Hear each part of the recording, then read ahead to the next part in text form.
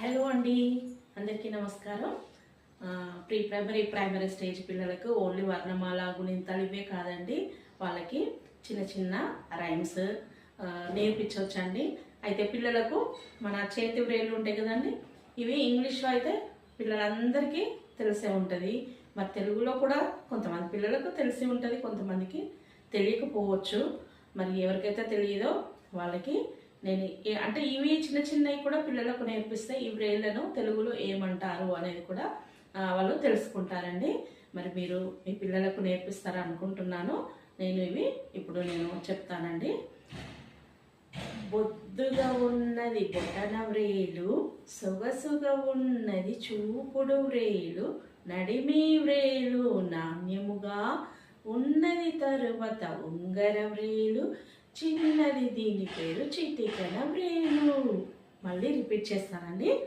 బొద్దుగా ఉన్నది బొటన వ్రేలు, సొగసుగా ఉన్నది చూపుడు వ్రేలు, నడిమి వ్రేలు నాణ్యముగా ఉన్నది తరువాత ఉంగర వ్రేలు, చిన్నది దీని పేరు చిటికెన వ్రేలు.